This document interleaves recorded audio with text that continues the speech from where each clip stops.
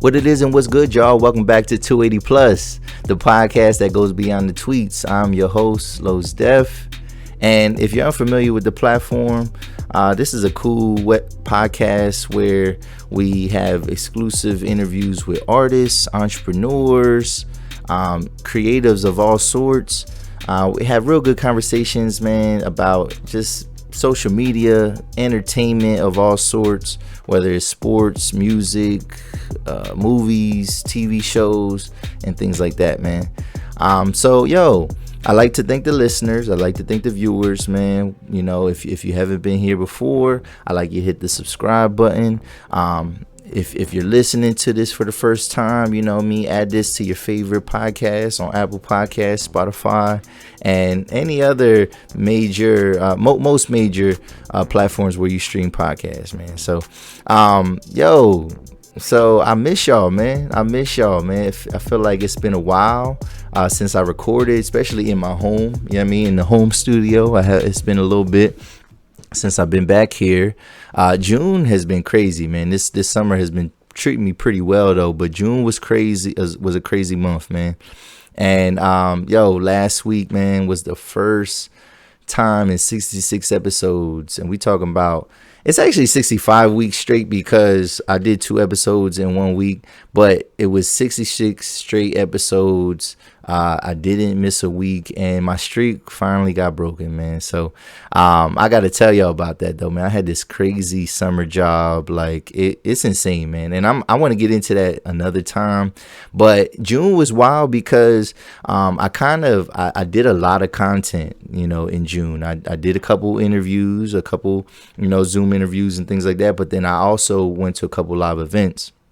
And I knew that this summer job that I had for the last couple weeks, I knew that it would kind of interfere. So that's why I was trying to like load up all this content, whatever. And the plan was, you know, I had enough content to get it out and last me the month of June. You know what I mean? And even actually, I guess the first week in July. And it was even a miracle getting out episode 66, man, the King Street Jam one. But it just got a little bit too overwhelming, and I really didn't have enough time to because I wanted to do an intro to this, because today's episode you're gonna see the footage from Filmopolis, and I'm gonna talk a little bit about a film, and things like that. But in terms of the podcast in general, though, man, like this, you know, like I said, it's growing. I'm happy with what we're doing, man. The interview with DJ Excel, that was fire. That's probably one of my favorites of the year. And you know, it's only July, so we still got, you know, 6 more months of content. So it's been dope, and I knew that I was disappointed though. The one thing about this summer job, it did prevent me from attending the Train Boo, and I knew I wasn't gonna be able to set up because of the job, but I still planned on getting out there and talking to people. And I'm glad, you know, Group Chat Chronicles and Fresh Bar, I'm glad they was out there, and that's what's up, man. Just representing the content creators here in York, or here in the 717, especially in York, PA. But it was disappointing that I didn't even get out. I was working like long hours, and it's crazy. But I'm gonna get into that another time. But like I said, this episode we are gonna talk about the footage from Filmopolis. That was an event put on by Cisco Soto and my man Jose Perfecto, aka Josh Santiago. Many of y'all know one of the creators or founders of C&P Media. And so they had a film festival, a small film festival with a lot of different creatives locally, and they were able to present their film. So it was a lot of dope. Like, there was documentaries. You know, we've seen Josh's film again.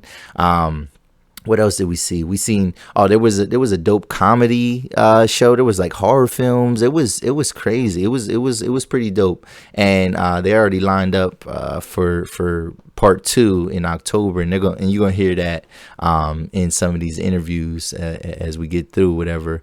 But in the spirit of talking about film, right? You know what I mean? Like that's the summertime. That's what it's about. I feel like the summertime is about movies, right? And going to see things. That's when, you know, these companies, they create their blockbusters where, you know, people go out, whether it's kid movies, and that's pretty much when I go to the theater nowadays, I'm mostly going to see a kid movie, and there's a couple that I still need to see for this summer. But you know, Marvel is doing their thing and whatnot. And I have seen a couple cool movies recently, or whatever. So one is I just seen the other day was that movie Old. Yeah, it was called Old by M.Night Shyamalan. And everybody knows M.Night, you know what I mean? He's infamous, man. You know, Signs, Sixth Sense, things like that. So it's always like this like psychological type of thrillers, mystery, and it was dope. I think it could have been better. Like they kind of rushed through some things, whatever. But a film that I really wanted to talk about today, it's probably my favorite film that I've seen this year so far. You know what I mean? And I'm more of a TV show guy, and that's the thing with the summertime. These production companies, they don't really put out their best shows in the summer. Now, sometimes, you know, you might get a show like a P-Valley or something like that. Like the shows that they're kind of trying out, it seems like a lot of like black-led shows tend to get like a summer run. And then if they're super popular, then, you know, then they kind of get into like the fall or the winter or the spring rotation. So you have, you know, you don't really have too much on TV right now. Not too much is streaming. Only like one or two shows that I'm really watching, like that's current. So it's movies, right? So, and a lot of people hate Netflix right now, right? Like, you know, it's you know, you seen in the last couple months they had some bad like financial reports and things like that. They've been laying off people. They're losing subscribers left and right. And I think, you know, when you are like the king of streaming content for so long, obviously it's going to breed competition and other companies are going to come for that spot. And right now, I think a lot of people put like HBO Max at the top right now. I think that's the top for a lot of people. But I think Netflix, though, man, it's still here to stay. I know a lot of people. One person in particular is my cousin, man. Y'all seen him on episode 8. My man ESTGs, not the rapper, not to be confused with the rapper, but he's always vocal, man, on Twitter about not liking Netflix, whatever. But I think it's one of those things. It's like sounds blasphemous to like get rid of Netflix. Like you need Netflix, like, you know what I mean? One for my son, and like I said, I always find stuff. And it's because the rating system, the algorithm, like if you really are rating your stuff, you get the best. I feel like you get the best content experience. But I don't always watch it, like, cause there's certain shows that are kind of current. Cause I've pretty much binged like the majority of things that I need to binge. I'm pretty much watching newer things all the time. You know what I mean? Now there are some things maybe off recommendation I might go back and check out, but for the most part, I feel like, you know, I'm watching new stuff. So Netflix isn't always the best platform for me, but recently I just seen this movie and I haven't heard anybody talking about this movie. You know what I mean? I did that with the Ben Affleck joint from Hulu. That was dope, whatever. I heard nobody talking about that. So I was like, yo. And I didn't want to give away any talking points on Twitter or whatever. So I wanted to save it for the podcast. So the movie that I seen was called Spiderhead. Right. So if y'all see on Netflix, it might be one of the top trending movies. It might have fell down because it was in the top 10 for a little while. But Spiderhead, it stars Chris Hemsworth, aka Thor. You know what I mean? Anytime I see him in anything, he's Thor, right? Journey Smollett, right? Jussie Smollett's sister. You might know her from Lovecraft Country, if you've seen that show. The Great Debaters from back in the day. Full House, the little black girl that was in Full House. She was in that one Tyler Perry all I remember from that is like she ended up like contracting like a disease, you know what I mean? Like at the end that, you know, is kind of controversial, you know what I'm saying? So we'll leave it at that. And Miles Teller, I think he was in Zombieland, but yo, this movie was so dope. Like I watched it multiple times because I wanted to kind of like really get into it a little bit. So basically it's a dystopian like thriller kind of like mystery a little bit, and it takes place in a futuristic prison, right? And I like that dystopian genre a little bit, that subgenre where it's not it's real life, you know what I mean? It feels modern and things like that, but it's like it's certain laws or norms in that society that are just a little bit different. Well, it takes place in this futuristic prison, and in this prison, what they do to the inmates is that they test different pharmaceutical drugs on these inmates, whatever. Now, this is a program that is like kind of like voluntary. Like you try to, like as an inmate, you apply for this and you get sent there. Now, some of us are thinking like, what the heck? Like they test, I mean, like guinea pigs and things like that. And people probably already feel that way about like the prison system. They probably feel that the government and things like that probably are using our inmates and things like that to test out these drugs. But these drugs are different. It's not like they're not testing like the cure for cancer or the cure for HIV or the cure for, you know, like they're testing out like new drugs, like, and a lot of them are based on emotions and mental functions and things like that. Like for example, there's this drug where basically like if you're at a loss of words, whatever, it was called verbulence, whatever. It's a drug that can help you find the words that you need to say. There's some that make you afraid of things that you're supposed to be, that are bad for you, you know what I mean? There was a drug that makes you just like love anything, and it's wild. Like and then there's just all these different type of like mood and there's one that makes you laugh or whatever, like, and it's some cool stuff, whatever. And it's kind of like it's interesting, this movie. So one thing about this prison though, like I said, it's voluntary. It's a co-ed prison, right? Like people are interacting with each other. There's no like bars. Like they're not confined. They have like everybody got their own room. But there's absolutely like no violence. You know what I mean? Like violence is not tolerated. No harassment. No, you know what I mean? No kind of like physical altercations are allowed, or you get kicked out of this program basically.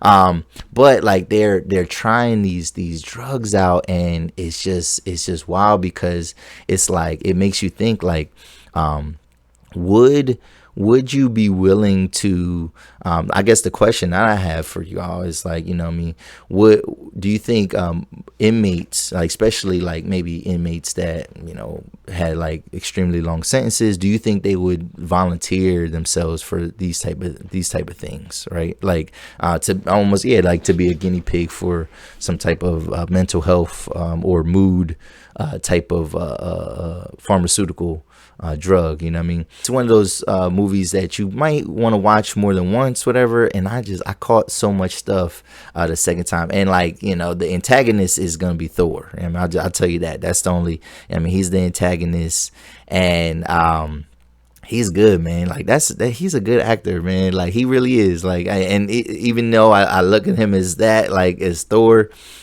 he really killed his role, whatever. But thing is, even with this threat of like, you know, the inmates are not supposed to be violent towards one another, right? And so like they kind of police each other in the sense of where, like, you know, they kind of know better, like, and that's the thing, like, it's probably a bigger question too, is like, do they need to like improve prisons in a way to like for real rehabilitation, you know what I'm saying? And what does that even look like? You know what I mean? Because yeah, these people, they want to be in this program. So, you know, you got some hardened criminals in there, and they don't got no smoke basically, because, you know, they don't want to go back to regular prison, whatever. But this place is not good either, because it is still confinement in a way. And the effects of these drugs are so powerful, you know what I mean? So powerful that it like it just would change your perception on things. Like, and it would be kind of cool if some of these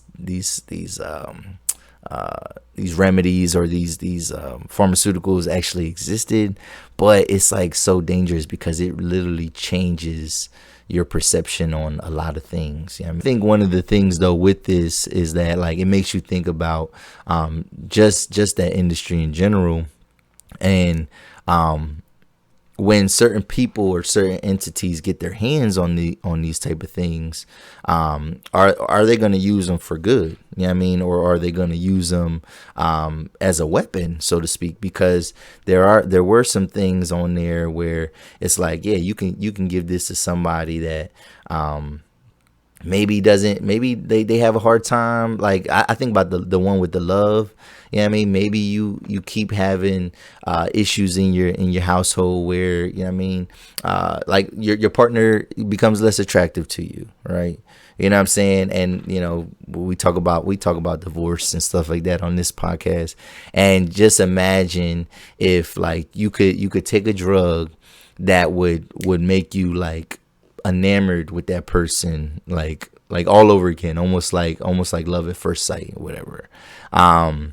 You know, doing the drug where there's a drug where, like I said, it makes you fearful of the things that are bad for you. Like think about like all the bad habits that we have, and like what would make us stop those bad habits, right? Maybe you do need something to kind of boost up something to at least deter you away from that vice or addiction or habit. You know what I mean? There's quite a few on there that are wild, but like I said, like it's co-ed, so like these people are like forging like relationships with one another, and things like that. So it's really intriguing in that, like just to see a prison like that, and we've seen how like in other places, like other countries, maybe not in some of those third world countries, but some of those like more developed European countries, like prison doesn't look like what it looks like here in America. You know what I'm saying? Like we think of like Oz, and we think of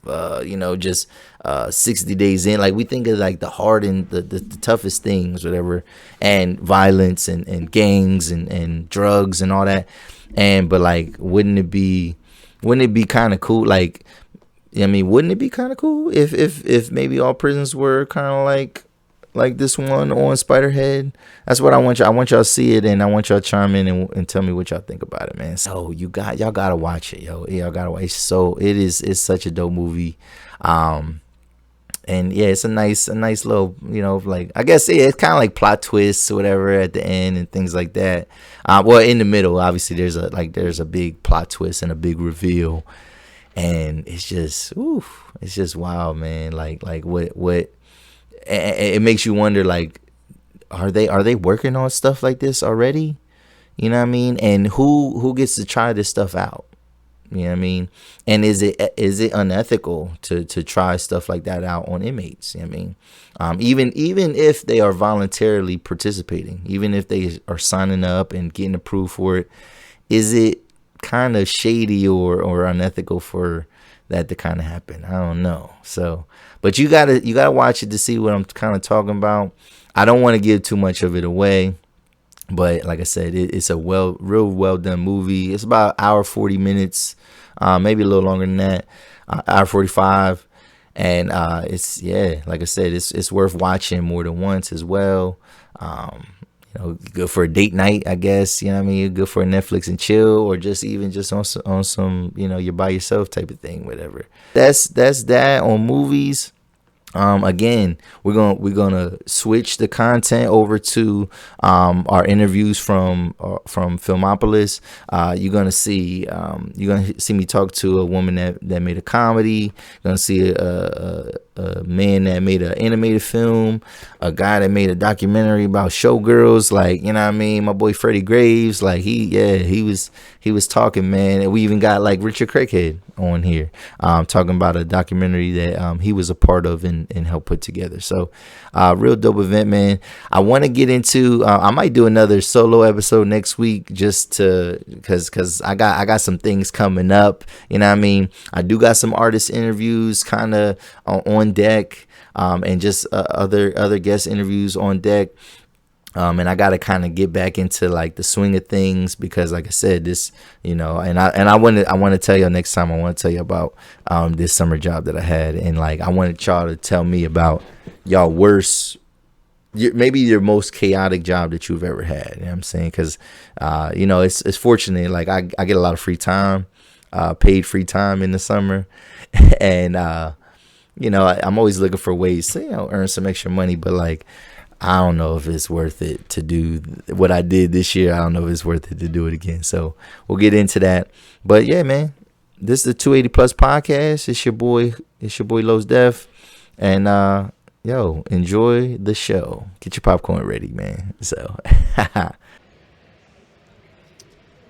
right. Yo, this is the 280 Plus podcast, man. And this is a busy weekend, man. And I'm here at Filmopolis. And I'm here with one of the hosts, one of the curators, the event, organizers of this. Fam, introduce yourself. Man, I didn't know. Are you supposed to do that? I usually let people. I'll introduce you. It's fine. It's fine. I'm Cisco. Half owner of Washington Winnona Images, and we are coming live from the first Filmopolis event that we had, a little film festival. Right here in the Grimes Gym in York, PA. Yeah. So I actually know you for a long time, man. You know what I mean? I used to be in karate right here in this gym, man. And it's so funny it's like full circle, man. Like Greg that left, he interviewed me a couple weeks ago, and he asked me a question. He's like, "Why'd you choose here?" I said, "You know what? We had the first, and it was like wasn't my first choice." And so to be honest with that, I said the second part was I spent a lot of my life in this place. And it was like between basketball and the karate and like everything else. I said, my grandmother used to work here. Okay. So it was like all these different things that kind of like came back, and it was like, well, yeah, it makes sense. It makes all the sense in the world to be here. Yeah, definitely. So what was like the inspiration behind this event in particular? You know what I mean? Well, I know him, Josh. We got to know each other. I knew his brother.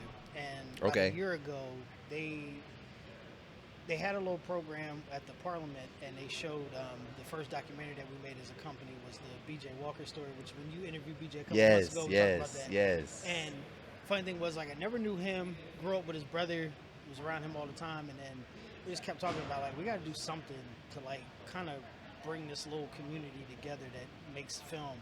And it's like there's tons of photographers, people that paint, and it's almost like all the football players get together, all the basketball players get together. All that stuff. It's just why not like the rappers get together. Yeah, like, if they do clothes and everything else. So we said we need something to really just showcase all these different people in the area. And nice. Like you sat through, the majority of the films, and you can see like you have people just all different walks of life. Yeah. Some documentaries, comedies, horror films, like all different kinds of shorts, and really, you can see, obviously everybody can't see these people now, but everybody's talking, and most of these people never met each other before. Yeah. So it's good. I mean, it really just bridged that gap and really showed too, like, wasn't about, one of the biggest things we said was no real competition, no jury, like nothing like that. Okay. It was like, no, just come and just show your work. Just present your work and let's talk about it. Yeah, and that's what we've been doing. So, that's good. That's good. How many films are you featuring today? We total? had 12 total. 12 total? Okay. 12 total. Okay. Nice.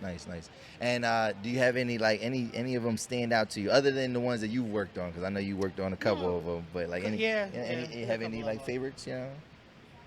I like that comedy one, man. Yeah, as I say, the Creeps, that was good. Right, because we all sat there and laughed like the entire time. Like, it was very, very well made. Yeah, very put together. Seeing Josh's film again, with him in the room, I think was different, and then people that are in it and knowing all them, and it hit different, like just in those themes. And I think everything that we touched on, like all the documentaries and everything after it, Shelby's not here; she couldn't make it tonight. Okay. But her little documentary. Was so well done, put together, and that was probably the best for me. Yeah. I like that the most so far. That's good. Can you talk about like kind of getting into you a little bit? When did you start like with the filmmaking and things like that? How long you been doing that? I have a degree in cinematography from Full Sail University. Okay. So that's not like but that was. That was rough to get through. So I started that in 2012. Okay. And so like a second career type thing, or just honestly Just- where it goes. It's yeah, just one of yeah, those things. just It's like I wanna- work yeah. full time, but it was always like my biggest love in life was always just to want to make something. Yeah. And you know, we did it once, and now it's like, hey, you know, where do you go to the next thing? But probably around that time, got the degree in 2015. Didn't really do much with it. Okay. And then about 2018, Miles, the other half of Washington Winnona Images, couldn't make it today, and we just got together. Most people know me for the photography. Okay. So in this okay. area, it's mostly just the photography and that. But we do like little clips and stuff, the sports, and but filmmaking has always been the biggest passion. So I was like, to make a long story short, Yeah, you know, yeah, with yeah. the answer with it, it was like when we started the company, there was 3 of us. 3 went to 2 because the premise was like the first person that was supposed to be there, I was just supposed to be the video guy. Okay, Like, that was okay. it. Wasn't even supposed to be photography like Like at just all. you're just holding the camera. Just Like, supposed to be the video Yeah, guy. yeah, yeah, Like yeah. that was it. Yeah. Like no nothing else. The other 2 guys were photographers. And once, you know, that other element didn't really work out too well, then we had to formulate it together. Just as like, all right, we just had to pick up, like both of us. yeah, yeah. And do everything. Okay, So I think okay. it made, you know, things happen for a reason. Yep. I say that simple stuff. Yep, yep, yep. But it's true though. Like It's yeah, definitely it's true. Yeah, And yeah, seeing yeah. is like yeah. where we grew and how we got, because we were forced to it. Okay, okay. So the work and everything definitely changed from there. That's what's 100%, up. 100%. That's what's up. That's what's up. So, what's coming next, man? Like in turn, like I guess with this, with maybe your own personal projects. What's going on Well, next? we already got the second one planned. It's going to be in October. Yeah. So Filmopolis 2 will be in October. Yeah. And some of the projects that we showed tonight, the Empathy Project is probably one of the bigger ones. That's we good. Haven't That's finished, good. We haven't finished that, but Okay. there's a lot of things that's going on with that. And I mean, as everybody knows, you can catch me anywhere. Like Okay. I'm out, yeah. So I'm out and about. So it's just, if you want to find me to capture your events and everything like there, we're out and about doing it. So Nice, yeah. nice. Yeah. Overall, do you feel like in the film like community, is there like a lot of competition? Because you didn't want this event to be like that, but like, do you feel like y'all are competing a little bit, or you know what I mean, it's not or everybody even- have their own little lane? You know, so. Yeah, it's kind of like, I mean, I'll say that this support is kind of like what's different. So, Yeah. what, like I said, we're bringing these people together tonight and just showing like people that never met each other can have conversations even though they all do the same thing. Yeah, So yeah. I know like you post sometimes about the rappers and stuff. Everybody Yeah. thinks they're better than everybody Yeah. else. And Oh it's just yeah. like, It's so competitive. Yeah. Rap is everything so is competitive. right? Yeah. And it's like, and I felt as though like it's some of that because you know, there's a lot of people do the same thing I do. Yeah. And people will say, well, that's your competition. And I'm like, why? Just because he does the same thing I do? Exactly. Exactly. You can't sit and have a conversation and learn from that person and be like, hey, like, how did you do this? Or Yep. what did you use to do this? Like, Yep. There's people that come up to us and like a lot of times they say, hey, we noticed X, Y, and Z. This, you started doing this and that. Yeah, and the same to you. Yep, So yep. I feel like there's some people that will separate themselves to act like they are above it. Okay. Seriously, and it's not, you know, it still happens. But for the most part, man, I think this is a little different. It's a little tight-knit now. And like I Yeah. said, like just everybody wanting to talk and learn and grow from each other. Like Josh was saying, he's like, this is inspiring tonight. Yeah. Just so like, you know, he brought up the point where his film was like, you know, I did this in 2 days. Yeah. And then the wheels start spinning like, all right, what can I bust out in 2 days now? Yeah, And that's the yeah, competitive yeah. part. Not that I'm trying to outdo him. Yeah. But just, trying to sharpen your, you know what I mean, Right. sharpen the steel. Yeah. I right, mean, yeah, right, yeah, right, yeah, right. yeah. So yeah, just trying to be better, man. Like That's that's good. it. That's it. good. That's good. Yeah, and it feels like rap is the only. It's like that might be the only thing is that maybe other than sports. Right. It's that right. competitive. But You know what I mean? Like. the shit talking is there. Like Yeah, with, yeah. with those other 2 things, like no Yeah. matter how old you are, like how it's like Yep. you step on the field, the court, whatever, you feel like you're the best. You Yeah. touch the mic, you feel like you're the best. Yeah. So it's not for me to be like, yo, I'm the best photographer in town. Yeah, like. Yeah, exactly. Great, you know. It's like, yeah. You it's want a like, cookie, right? Like, yeah. It's like yeah. great. Nobody's ever gonna say that. So That's good, man. That's it's good. it's just like I said, every day just trying to be better at this and then just keep making stuff. That's it. That's good, man. And the positivity is needed. You know what I mean? And even what you was, you know, what y'all working on the empathy project. You know what I mean? Like that's like, even though it comes from hurt, it's positive because it's like, you know, it's shining a light on conversations that we need to have. You know what I mean? People, Yeah. stories that need to be told And and the things biggest like thing that. from that too was like we said at the end, is like you can't tell everybody's story, but sometimes like when you see it happen so often, that one person might not get the shine, and he mattered, she mattered, everything else too, and those stories still need to be told. So it's we do document it through social media. Yeah. And it's a little different than documenting it and sitting down and having that one-on-one conversation with people. So that's where we take that and Yeah. Yeah. That's and dope. Put the finished touches on it. That's dope. That's dope. All right. So before we go, man, where can people find you on social media? I need help on my Instagram. Like, please. Like, I started a new one, and it's like I only got like 100 followers. Okay. So Yeah. So it's yes. Cisco _Soto _. All right. So there, and Facebook is just my full name, Cisco Soto. All right, Cisco Soto. All right, man. Yo, I appreciate y'all having me out here, man. You know what I mean, y'all invited me out here. I say, yeah, I'm gonna pull up, man. You know, Josh, that's my man from way back.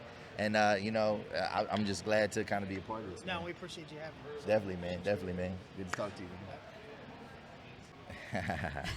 All right, here we go.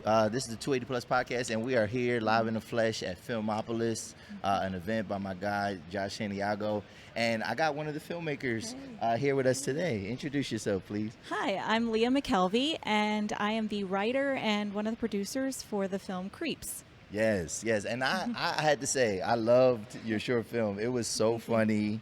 I like the acronym, whatever. Yeah. So can you kind of tell us about the inspiration behind that short film? Yeah, I guess I always love writing comedy, and it's always been a coping skill for me. Okay. And then during COVID, when I had a few minutes to myself, I actually was able to sit down and write some of my thoughts out, and just I thought we were all sitting there and in our social media worlds because we're all just in our houses and yes and all of that, and so it just sort of came out of a conversation one time I had with my sister about someone being really vague on Facebook and getting annoyed with that, and like, wouldn't it be great if we could like bust those people, and but it was just kind of a funny sort of thing that kind of grew out of that, and some other conversations we had, like just picking on ourselves for being nosy people. Yes. So I was kind of picking on my own self with my nosy sort of sensibility, and mostly from that. That's good. And then I thought, wouldn't it be funny if we had real life people show up to somebody's door and bust them? And bust them, right? Yeah. For that. So it kind of came out of that, and so I'd like to make more episodes, seeing how it does, when we put it out on YouTube. I wanted to wait until I got a couple of film festivals under my belt. But yeah, it was a lot of fun to be here, and it was really important to be here because I work as a therapist during the day. Okay. So that's why I needed a really good coping skill like comedy. Yes. Yeah. And have you, so, I mean, you like to write whatever, but comedic writing, that's like, you have a background in that? I do. Okay. I actually have a theater degree from Millersville University. Oh, shout out to the Marauders. Yeah. I'm back across the river. Yeah. So Yeah. across the river, I a long time ago, many years ago, I went and did a theater degree, and then I realized, and also I minored in print media. Okay. I realized that having a theater degree and a print media degree doesn't pay very much, which made me go, I had kids and then went back to school years later and became a therapist. But I had to use those skills somehow, and love it. I just love going in there and doing that. And my husband has a film and theater degree too, so we a lot of times do things together. He's actually in the film as one of the creeps. He's one of the officers. Okay, yeah, he's the tall one. But yeah, so that was kind of fun. If you know that he's my real life husband, and having that sort of dialogue with him in the film.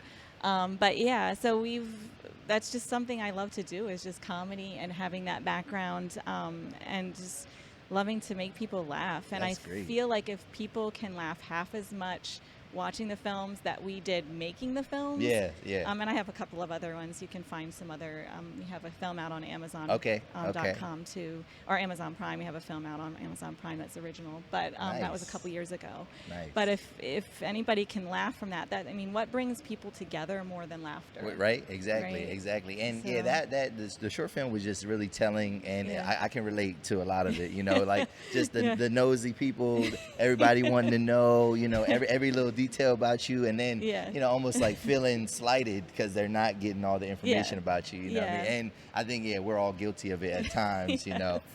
So it was a real. I was laughing like the whole time. Like if you heard somebody laughing like a lot, that was me probably. Good. Like I said, what brings people together more than laughter? Exactly. And what else do we need nowadays than bringing people together? Yes. I mean, so I want to do that. All right. So before you go, where can we find this video? When is it premiering? What's up? What are we doing with this? C.R.E.E.P.S is going to actually be put on YouTube tomorrow. Okay. So nice. You can find it on YouTube. And my other film, Corky and Bob Get Get a Job is on Amazon Prime. Okay. And we have also Ernie and Ace's Wild Ventura, or Ace and Ernie's Wild Ventura is actually been on YouTube for quite a while, so you can find that too. That's a silly fan film. Yeah. But yeah, so you can find our stuff out there on McKelvey Productions. McKelvey Productions. Okay. Yeah. Nice. Yeah. And where can people find you on social media? Do you have any social media presence? Yeah, we have a Facebook page. Okay. We have some Instagram. You can follow us at McKelvey Productions on Instagram and Facebook. All right. But yeah, and we partner with this particular, with C.R.E.E.P.S, we partner with Cross Productions, which is out of Mechanicsburg. Okay.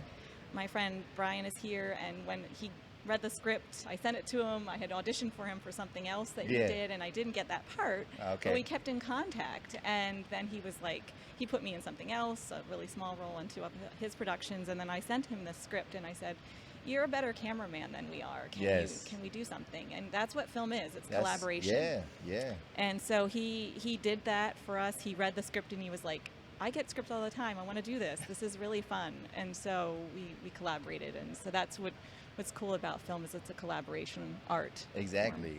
It was really well put together, and I can't wait to kind of share it, because so yeah, good job with everything. Thank you so much. It was nice to talk to you. Thank you so much for having us. No problem. And I got another one of the filmmakers here. Yo, brother, introduce yourself. Man. Well, my name is Chris, aka Supa Cinematics. Supa Cinematics. Okay, Yes, so what kind of film? Because I don't know if I caught your whole film. What kind of film do you make, or what kind of genre? What's your genre? The type of films that I do is virtual production and animation. Ah, nice, nice. I'm really into like green screen and LED walls and like editing in real time. That way we can actually see the artist interacting with the background. Okay. While doing the editing in real time. Okay. Yeah. Nice. And your short film, what was the short film that you presented? What was that called? So I brought up Friends Till the End. It was just a short animation film. It was R&B music video, which was actually created in about a week. It took about a week to create a 2-minute animation video. See, so people probably don't realize like the process into like with anime. Is it like a little bit more taxing? Definitely. More. It definitely takes a lot, because once you sit there, you have to think about, okay, how am I going to lay this out, right? Then once you lay out the flat line, the storyboard, I have a motion capture suit where I put on the motion capture suit. Oh, like 2K, like NBA 2K, like they got the bubbles and stuff like that. What? Yep. So I have the sensors on my body snap. and actually have the characters move. So anything that I'm doing is what they're doing at the same time. What? Yeah. Like the production cost today, is that like a lot of money? Yeah, like, it's pretty up there. I'm not gonna lie. For real? Yeah, Oh, and that's my just the suit itself. Yeah, So with the software, then you got to get the whole pipeline. That's a whole another bundle.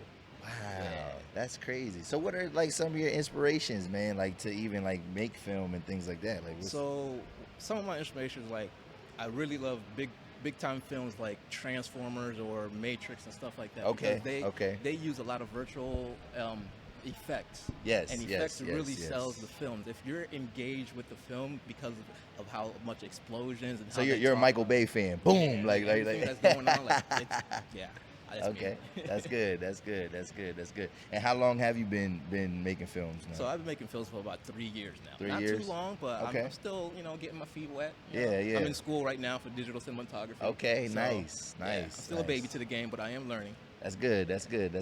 So what do you have coming next, man? What's your next move? So coming up next, I really have a whole bunch of artists that's been locked away for a little while. Okay. And they have a lot of projects to work on, so I have a lot of animations to do. So please look out for that. It's gonna be crazy. All right, dope. That's dope. So before we go, man, where can people find you on social media? Do you have social? Yeah, you can find me on Instagram, YouTube, or Facebook. Supa Cinematics, SUPA Cinematics. All right, that's what's up. Supa Cinematics. We gotta check that out. Man. They put in a lot of work with these animated films, man. So go support, man. And I always like to support any black, filmmakers and things like that, man. Thank you so much for having me, yo. I love it. Definitely, man. Appreciate you so much. I appreciate your time, man. Hi, yo. We here at Filmopolis, man, and I got another filmmaker here. A special guest, man. This is a guy I've been wanting to kind of talk to this guy for a minute, man. He been ducking me though, but all right. Introduce yourself, brother. Richard Craighead, born and raised York, owner of Inclusive Arts Movement York. All right, that's what's up. That's all right. So, so what brings you here, man, to Filmopolis, man? Talk about the project. We released, we showed trailers for 2 of the films that we're doing. One is called the Empathy Project, which is a understanding of death and how it is connected to everyone's life. Okay. Not only from just the mother and the father that lost a son or a daughter, but just everyone that was affected by it. The police officers that showed up, the doctors, the lawyers, the nurse that was wiping the blood up, like everyone that was affected by it and how they felt from it and how it changed their life. Yeah, definitely. Yeah, that it was. And you guys aren't quite done yet, right? No, but we've done about 14 interviews. Okay. And we have maybe like 6 or 7 left to do before we can wrap things up. Yeah. And are you talking to people just here locally in York? Where are you getting these interviews from? The majority of people are local, but we Okay. do want to add an educational component into it. So add like a therapist in. Okay. A social worker, someone that can also, touch on just that educational component, because we want to add this into schools. Okay. Like that's our biggest thing, is we want to get this into schools and get the kids to see it, get the kids to like feel differently about life and just how important life is. Too many young men, and that's how we started it off, just seeing young black men in battles with each other, and murdering each other, and it's just like, how can we change this culture and this understanding and make them feel better about themselves and the people that look like them? Definitely. And do you think that is this just a problem that we're kind of facing here locally, or is this just is this like an epidemic, like in all epidemic. urban areas? It's epidemic. I was just talking with Commissioner Muldrow a few days ago, and this is a nationwide problem. This is not just a local issue. I think that's what we got to get away from, that thought that this is just York. This is nationwide, and we have to figure out what it looks like and how to change it. Yeah, we talked about that, how people are just kind of like desensitized by all the violence, whatever. You know what I mean? And like we grew up in the same area, and I was having a conversation with somebody, like a coworker years ago, and I obviously don't work here in this community, whatever, and just not realizing, like I had to tell him, I said, yo, how many people do you know that have been like murdered or killed? You know what I mean? Like, and he really couldn't say. I said, bro, I'm not bragging. I was like, yo, I know dozens. I know dozens of people, yo, and that's not normal. Like, it's not normal to kind of go through that, whatever. But like, it almost seems like, like when we talk about people being desensitized, it's like, we, you know what I mean? Somebody passes away, maybe make an RIP T-shirt, and then we just kind of go about our day, whatever. You know what I mean? And it's crazy. It's almost trendy, and it's like something that happens and we talk about it, and it's deep and it's heavy for a couple of weeks, and then we're like, all right, we're back to the normal schedule. We're back to life, and but the thing that we are doing as well is like, we are waiting for the next person, and we're only hoping that it's not a person that's close to us. But Talk about it. We are in a, people talk about PTSD. But what it is that we're at is a present traumatic stress disorder. We are never out of trauma. Facts. We've never left it. We're always here, and we will always be here until we figure out how to change this culture, and the understanding that lives are important. All lives are important. When I say all lives are important, I mean all these black lives and these young men that think that, well, he lives on a different side of town than me, so his life isn't important. Or he doesn't look like I look, so his life isn't important. But York is so small. We're at 5.3 square miles. We have cousins, we have friends, we have family members that are killing each other. And don't know it. We have people where, like, your mom might have watched, you know what I mean, babysit for somebody that's, you know what I mean, doing these type of things. I mean, it's crazy, like how, like, the degrees of separation. It's not 6 degrees of separation here. No, it's 1, 2 maybe. You know what I mean? Like, you know what I mean? What kind of, speaking on that too, man, I know you're a big hip hop head, man. Like, how much is it, like, how much are the outside influences impacting, like, these type of things, man? It's because like, me and you could probably listen to this stuff, and obviously we understand it to be art, you know what I mean, entertainment, whatever. Did the music change that much in the last couple of years? Because there was hardcore stuff back in the day too. So I don't know. The music has changed to a certain extent. They have drill music. You know, that's a Chicago-based style where they're talking about killing each other. They're talking about just retaliation. That's drill music. I think what it is the kids are more impressionable. Social media has allowed you to get information faster, but it's also allowed you to follow something faster. And that's what you're looking to do, right? When you're on social media, you follow someone. You follow something, but the more you follow the same things, the more that it shows you the same kind of you kind of you're a victim to the algorithm. Yes. Yeah, So like, now all you see is death, violence, you know. But you also see it, and you've lost the thought like this is another person that looks like me. You don't see it anymore. Yeah. Again, you're desensitized to it. So it's just like, okay, drill music. All right. Well, yes, the rappers. I think that kids are listening to it at a younger and younger age. Yeah. And so they're growing up in a culture where they think it's acceptable. Okay. But again, they're impressionable. Yeah. A young mind is impressionable. It's the most impressionable. Right? Yeah, definitely.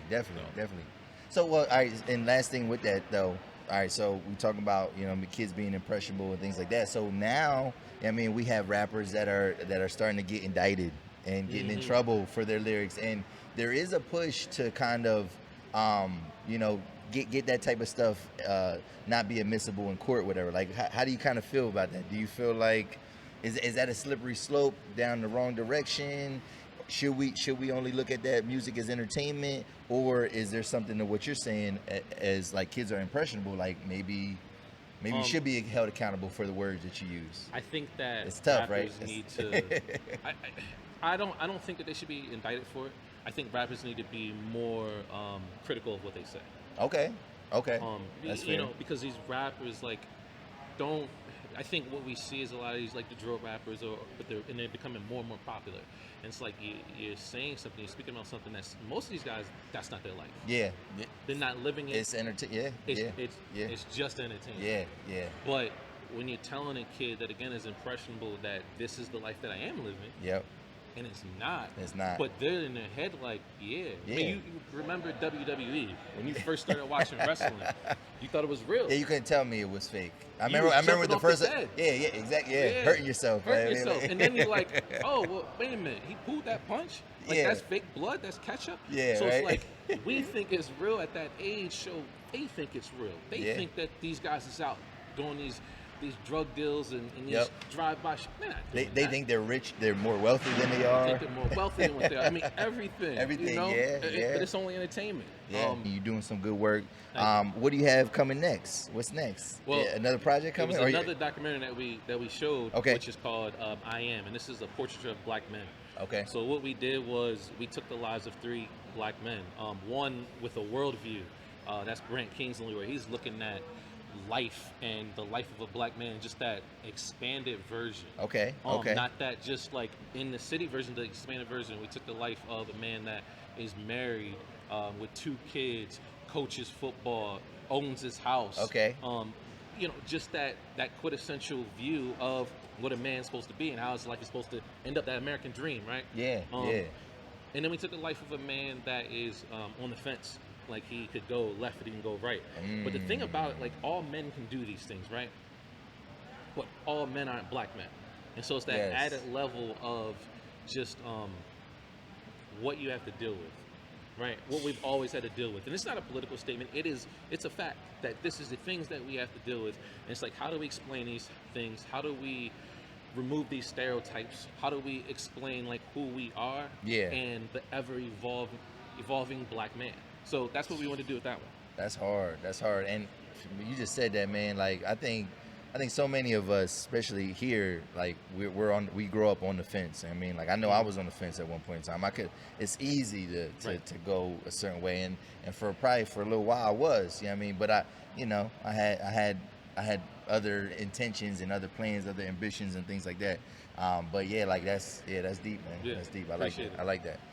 So yo, man, where can I know you low key, but I mean, where can people find you? Because you want people to see your work, man. So I mean, I think that we're gonna real low key, but I think that we're gonna try to like figure out a way to push this back on some social media sites.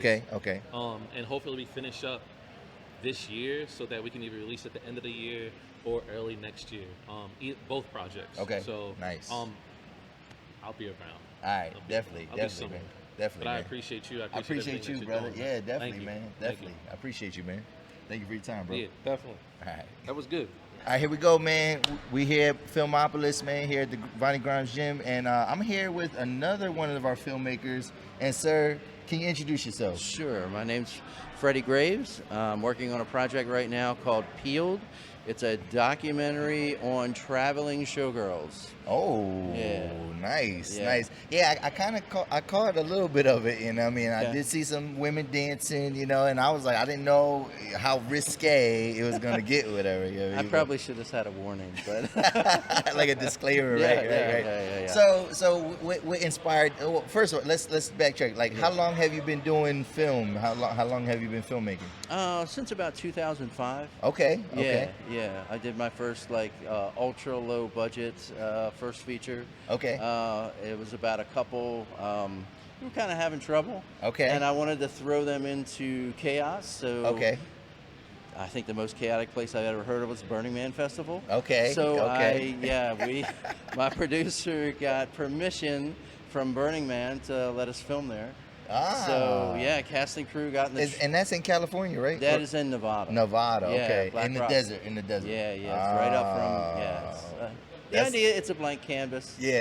So, you know, artists kind of create a community for a week. Yeah. Nice. So, for the second film, I didn't really adjust or address the issue of jealousy, lust, that kind of stuff. Yeah. So I was doing interviews for this next fictional film, and I ran into a woman. Her name was Veda Kiss, and Veda was amazing. She had energy, she had spark, good vibes, all that good stuff.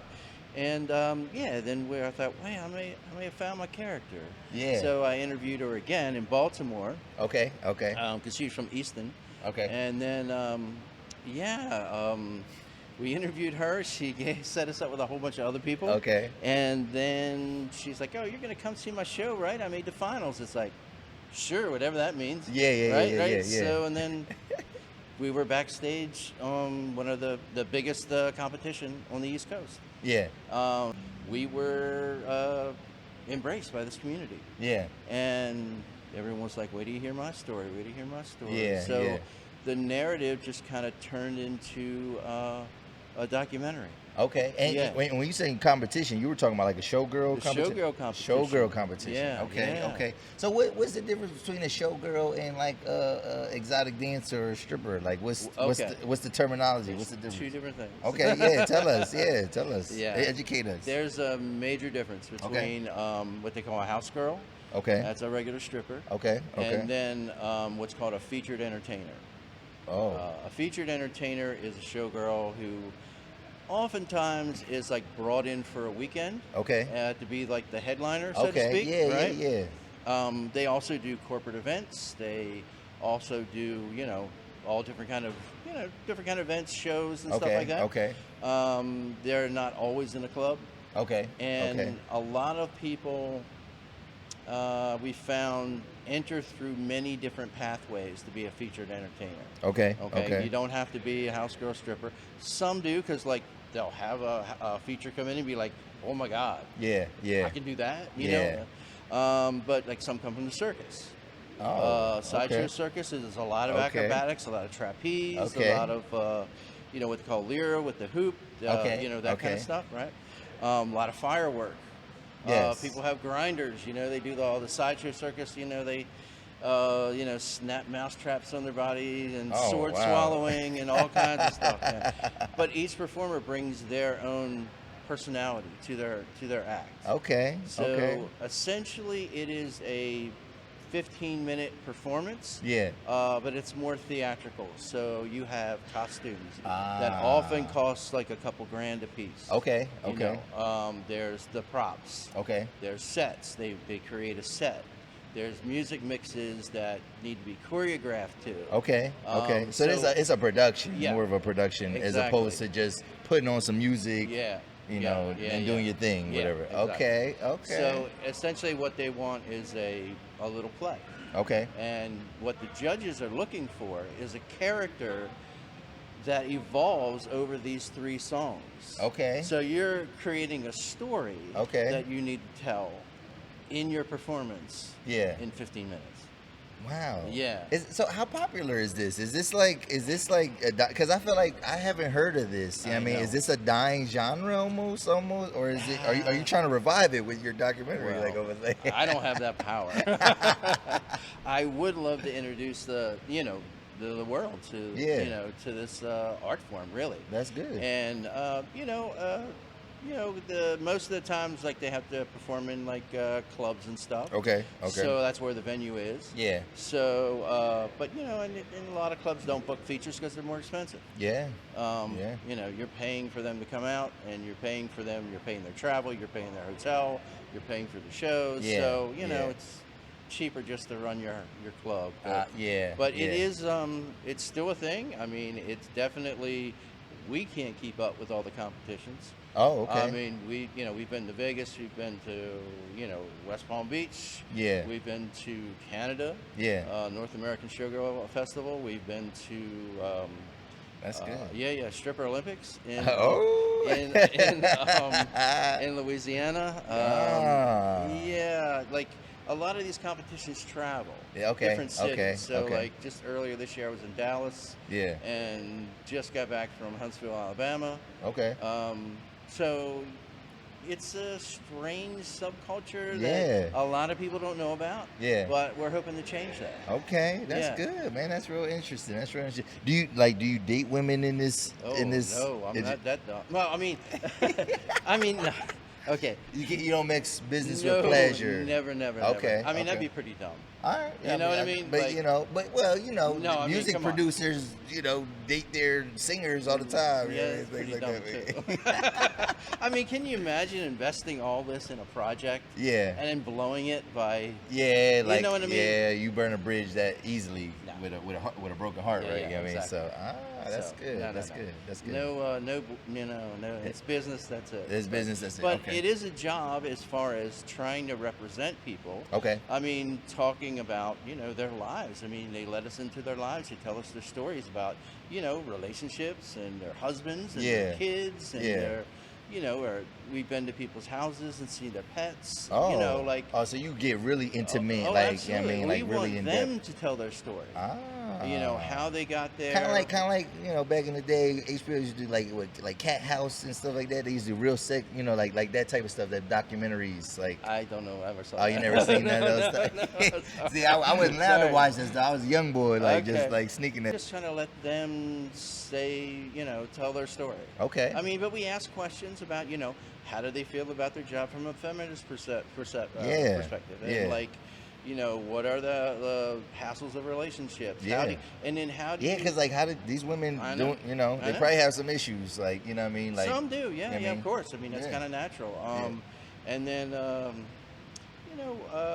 how they deal with traveling and being on the road alone. Yeah. They're in their hotel room all by themselves. Yeah. They're traveling across the country by themselves. Yeah. It takes a toll too. That's deep. That's deep. Yeah. And actually, the one woman who introduced us to this community, about a year in, she committed suicide. So now they started saying, we're going to talk about the lack of mental health resources to us. Yeah. We're independent contractors. If we're not married to somebody who has insurance, and we can't afford it, we're literally up there without a net, spinning without a net. Man. A social net. Yeah, you know what I mean? Yeah. So dang, that's tough. It gets. I ain't think about that. Yeah, it gets pretty deep. Dang. And she was the one who was like, they called her sunshine. You know what I mean? She was the one who hit it very well. Yeah. So that's why we've opened the V.E.T.A.K.I.S Foundation, and hopefully we can get mental health resources to that community. That's a good cause, man. Shout out to you, man, for doing that. All right, so what do you have coming next? Like, what's your next venture, man? What's my going? next venture is to get through this one. Okay, all right. Since we've been doing it for 7 years, we are in the process of doing a pitch deck. Okay. Which we can pitch it to a bigger company. Okay. Right, to start working with. We have a long way to go. If we sell it as a series, I'm not sure how much I'll be involved. Okay. I would love a hand in it, you know what I mean? To navigate all these stories and overlapping things. But I just want to get to that point. Yeah. That's good, man. I mean, that's good. That's good. Yeah. I mean, I have other movies I want to make, but they're all backburnered. Okay. Yeah. This is the project. After 7 years. This is the touchstone. You really don't want to. you don't want to drop it. Yeah, definitely not. Definitely not, right? Definitely. So, do you have a social media presence? Can people find you on social media? Yeah, all right. We're at Peel the Documentary on Facebook. All right. We're at Peel Doc on Instagram. We have a website,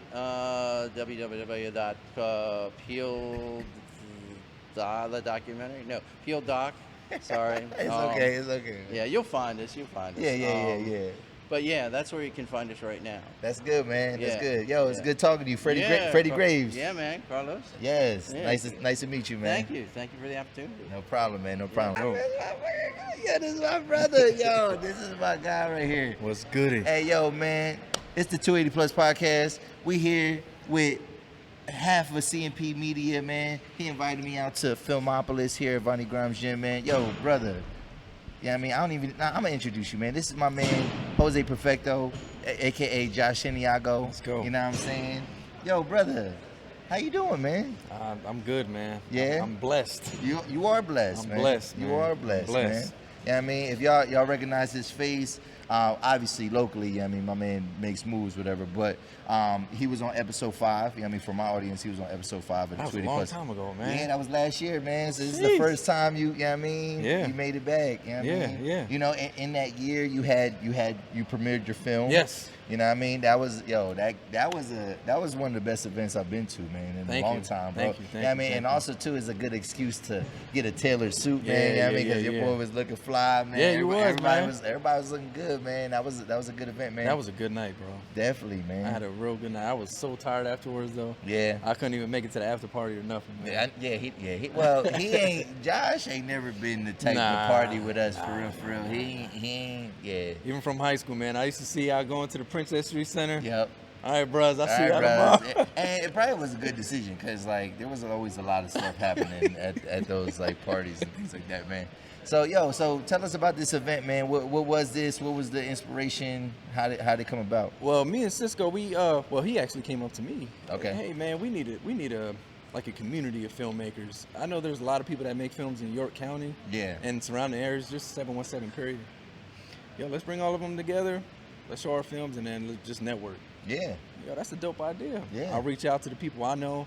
I'm in a couple different like filmmaker groups on Facebook. Okay. So I just put it out there and people they took the bait. Yeah. People responded. Yeah, I want to show my film and meet other people. I'm like, all right, so it's needed. Yeah. So yeah, let's do it. That's good, man. That's good. I mean, I appreciate you, kind of having me out here. Come on, man. You know what I mean? Man. You need to be out here. I do need to stop be being out humble now, man. Stop being humble? Yeah, stop being humble, man. So I need to start talking heavier? You do. You're the best out here, man. Well, I hope. I mean, I'm going to win that award. You know what I'm saying? That Let's go. Yeah. Best podcast. You know what I'm saying? Yes, sir. Best podcast, Central PA, and probably a little bit beyond that, for real. If you be honest, you know what I'm saying? But yeah, bro. Yeah, I mean, stop being humble, man. Stop being humble. Stop being humble, man. You work too hard to be humble. You work too hard to be humble, man. I like this. I like this. That. It's true, bro. I like that. So, yo, man, what has been? I mean, so you got your film out right now. You know what I mean? What has been like some of the biggest? What are your like biggest looks so far as a result of that? Like what has come from that film, man? Oh man, bro, it's since the premiere, it's been so busy, man. For real? Yeah, it's been real busy. Yeah. I can't even think, bro. It's been. Well, how many festivals? Well, 10 now, I think. 10 festivals, okay. We just got selected for the hip-hop film festival that's going to be in Harlem in August. Talk heavy. I was just in a film. I acted in it also. You acted in a film? Yeah, man. Shout out to my man Super Jones and Super Julito. I'm in a film with them. Yeah. We shot that maybe 2-3 weeks ago. Okay. Bro, I was in York College's a magazine. Speaking about C&P. Yes. A week after we did our the gala, okay, we had a community event at Lincoln Park, which is James Gross Park now. We had performances there, and then we actually showed the movies there also. Oh yeah, it was the Urbanzilla event. Yep. Yeah. Me and my cousin Ant, we formed a nonprofit that's called yes, talk about that. Phoenix Media Arts. What is that? What is that exactly? Well, we're trying to teach youth filmmaking. Okay. Every kid isn't an athlete. So they need another outlet they need other extracurricular activities to stay out of trouble. Yeah. The way the climate is now in York is crazy. Yeah. Kids that want to stay out of trouble, bro, if you're not good at sports and you want to start film, if you're not good at sports, you can't rap. You know what I'm saying? Yeah. And that was like me, bro. Yeah. I'm 5'9". I'm not making the NBA. I never wanted to rap. You had some hops though. Yeah. I'm washed now. I don't play basketball. But So we started a class in Creative York. Okay. Hopefully we're gonna have this after school program when York High starts again. Okay. Nice. And then eventually we want to start making curriculums for different school districts all over the country. That's dope. So bro. That's the next step. That's dope. I do want to shoot another film before the end of this year. You got a script? I got it in my head. I got to write it down. Okay. It's not finished yet. It's been busy. I just moved. He's a go. He could freestyle that joke, man. I ain't doing that. Say this, yo. But yeah, I want to shoot at least one a year, man. That's good. And then just whoever wants to learn about it, man, just show up on set. I can show you everything I know. Definitely, man. That's what's up. And is this because Tone, your cousin, man? He talks a lot about this. And he talks about, because y'all pay homage to Ryan a lot, man. And was this part of Ryan's vision as well? Is this part of the torch y'all kind of carrying as well, or? Well, me going hard at all. If I would have never even did a premiere for my film if it wasn't for Ryan. But really? Yeah, bro. You remember his thing in 2012? Yes. He likes to be out there. Me, I'm more in the back. Yeah. But I feel like I had to do that for his legacy. I think he definitely would have improved. But it was a beautiful night. It was, man. And it really was. And me just going hard, bro. Like when I tell you how emotional I was, like the day I got the official selection for the hip hop one. Yeah. Bro, I was thinking about Ryan. I was crying like a baby. 2 hours later, I get that. So that's Ryan telling me, bro, shut up and get to work. Stop being a little baby the way he talks. Yeah. So it's definitely motivation to keep going, because, bro, that was my partner. You know what I mean? Yeah. So I have to keep going. I have to. That's good, man. He wouldn't want me to stop. So I got to keep him pushing. That's good, bro. And before we go, man, I see you on social media, man. You talking about bringing Settle DVD back? Yo, let's go. What's up, man? What's up? Let's get it. You need to be involved. What you want me to do? We gonna make I'll a little do whatever. different. You already know the DVD era is probably dead. Okay, yeah. So we're not doing DVDs. We got to stream it some way, but we gonna get more details. I gotta talk to you and see what you think. Yeah. We gotta get Hustle involved in it. Yeah. You already know that's my guy. Yeah. He got connections, man. We gonna make it work, bro. Yeah. Let's take our time with this though. So maybe it'll come out by next year. Okay. But I definitely have to do one more. Yeah. I have to. Yeah. But people have been asking me. The last one came out, bro. It's been 2008. The last one came out. That was the last one? That was the last one. Dang. So so this year it's 14. Yeah, maybe next year is the best year to do it. That'll be 15 years. Oh, we can do it like 15-year anniversary. Yeah. That'd be dope. Yeah, let's do it. That'd be dope. Yeah. And I might have some bars for y'all, man. I might come out of retirement. Man, Nino Brown back in the building. Let's get like I said in the last one. My man Los is on the original. Yeah, I was on the Settle DVD. Yes, I was on the sample. Like the was the pilot. The pilot version. Yeah. You got bars. I still know the bars, but I ain't gonna put them out there. I don't even remember them no more, bro. That was so long ago, man. So, but yo, man, I really appreciate you, man. Yo, and I guess what's coming next though from you guys? I mean, directly. We do have another. Well, I guess I'll say it now. We have another Filmopolis planned in October. Okay. Hoping to have it at Dream Rights. Nice. Yeah, man. So if you do have a film you would like to show, bro, just bring it. It don't matter the quality. It doesn't matter anything. Yeah. We're here we're just creators, and we just want to network with everybody that's a creator. Definitely. Yeah, and we was talking to the lady that McKelvey Productions, the one, and she was saying that's what film is. It's about collaboration. Like, you can't do a film without the help of a whole bunch of people. You know what I mean? So that's good, man. And yo, man, where can people find you on social media, man? Let's see, man. Is it Josh Santiago on Facebook? I think it's Josh. Mr. Perfecto to you on IG. Yeah. C&P Media Company on IG. C&P Media Company on Facebook. That's what's up. Yeah. That's what's up. Man. Just reach out. Y'all want to work? Reach out. You want to learn? Reach out. And just reach out, man. Everybody just reach out. That's what's up, man. Yo, man. Thank you for having me, man. And I mean, we had another live event, man. This is the 280+ podcast. You busy, man? Collaborating with my man Perfecto, man, at Filmopolis, man. And again, bro, I appreciate you so much, bro. Man. I love you, bro. Love you too. Yeah. Let's get it. Let's get it.